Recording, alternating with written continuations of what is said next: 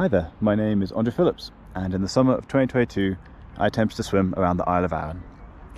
I did this because one of my friends, Kate Mowat, took her life during lockdown, and she used to raise money for a charity called Papyrus that did a lot to help people who were suffering from thoughts of suicide.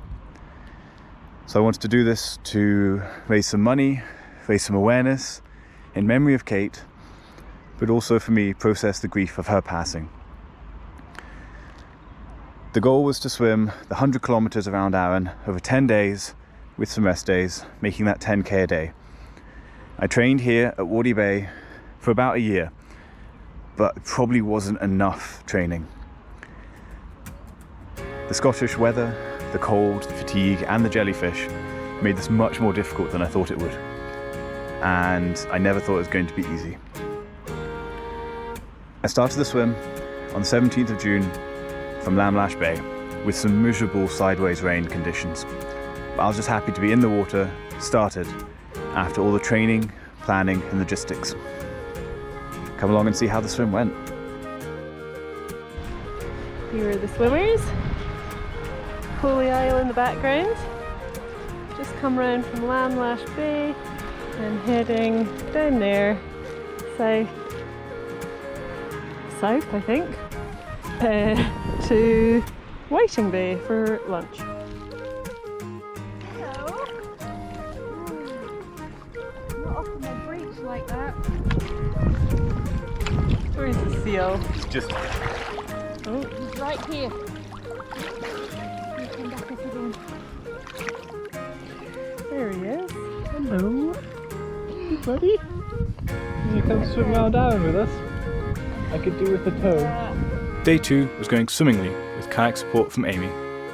The swimmer joining me for this day and many others was the fantastic Georgina. She'd already swum around the Isle of Arran before and was there to swim as much of it again as she could around her work, supporting me, keeping me company in the water and lending me all of her fantastic experience. I wouldn't have gotten far without you, Georgina. And then just popping out there, we can see Ailsa Craig, which is I'm going to say is a milestone moment on the trip, even though Andre over there probably hasn't spotted it yet. Found a new species of seal.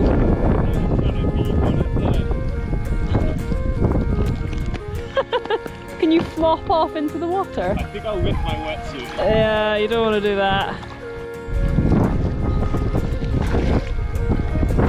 Choppy choppy. These next 2 days around the south of Arran were some of the ones that I was most concerned around planning, tides and weather. Thankfully, with local knowledge, the gap at Pladder was safe, and I managed to make some good distance against the waves. But it was at this point that I realised I would not be doing a 10k a day as I'd naively planned. I got a good wave over the bow shot. Quality conditions for a lovely chilled out swim. This is a chilled out day. About a 4.5k swim, 5k probably in the end. You know, just a rest day.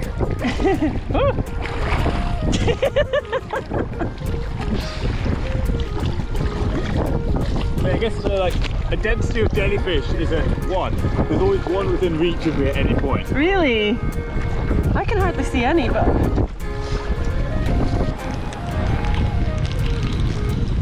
End of day 3 at Black Cave, creatively named. Day 4. How are you doing?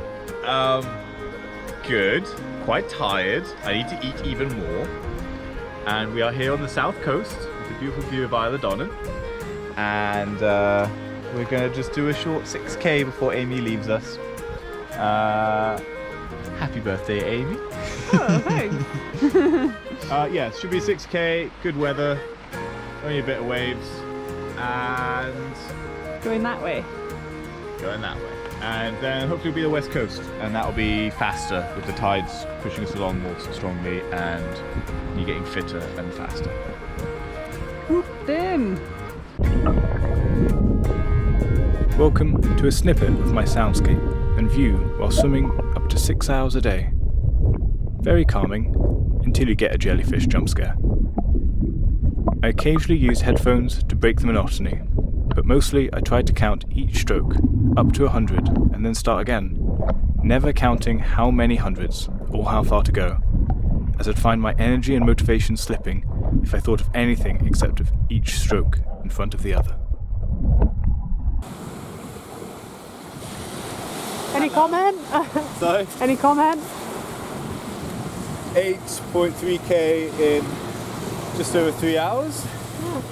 Fantastic tide, nearly no jellyfish, no seals either. Awesome safety by Ross. Some poop though. I'm going to do it all tomorrow again. After that fantastic day 5 and passing Blackwaterfoot, the west coast was not as kind to me as I'd hoped. While I swam with the tides, the wind drove the top metre of water against me, making the rest of the swim a slow, exhausting crawl at less than 2 kilometres an hour. How are you doing? This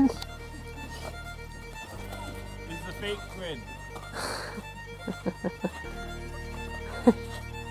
Oh, it's cold. Yeah. That is the ferry at Loch Arran. Thought about trying to outrun it, but turns out it's a little bit faster than me.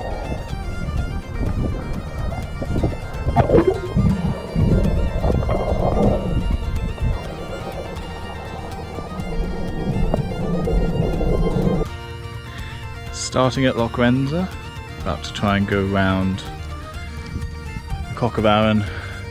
A big 10k day. Gonna try and it'll be the longest day swimming. We've got epic support crew. See how this goes. This would be a brutally long day, nearly 5 hours in 13-degree water. But the amazing Georgina joined with Joe and Rory as safety. Hello, Dre. Look, seal! Can you see the seal? Probably can't see the seal. It's over there somewhere. Oh, look, you can just see his head coming up. I'm very happy, Dre. I'm not the seal. There's the seal. We're halfway there. Oh, living on a prayer. Take my hand and I'll make it a swear. I clearly got a bit loopy to deal with this day, which was the toughest by far. I was exhausted and hypothermic, which made me swim poorly, and I'd never been in the water for this long before. But completing the swim was so important to me in remembering Kate and processing the grief. Struggling in sunset sun rays, I could imagine Kate safety boating me and contributing her own helpful encouragement. My goggles always let in a little water, but not all the water in them that day were from the leaks. The whole Mowat family were incredible throughout. They were a driving force of the swim, hosting me, getting the local community involved, helping with logistics and fundraising. Not a stroke would have been swum without them, and I'm so grateful to them for letting me swim in memory of Kate. Finishing that day was brutal in all ways, but it was also the beginning of the end, with just a few days left to make it back to Lamlash Bay. 2k into swim from Sannox to just before Brodick. Got stung in the face, but having a little snack with some seals watching. Despite being stung in the face, I was so grateful for the wildlife distractions. This east coast of Arran has some of the best protections from poor fishing practices in the entire UK, yet it is still a miserable level of protection, with an area less than a kilometre squared that is an absolute no-take zone. But thanks to even these restrictions, wildlife does better here than most of Scotland, and that was so clear to see and a grateful distraction. With the help of Kate's sister Susie for safety, we spent the next few days dodging ferries, but bad weather was forecast for the final stretch. Hello and welcome to Corrie Gills, our start point for the last day. It is currently gusting, force 4, gusting 6. Headwind.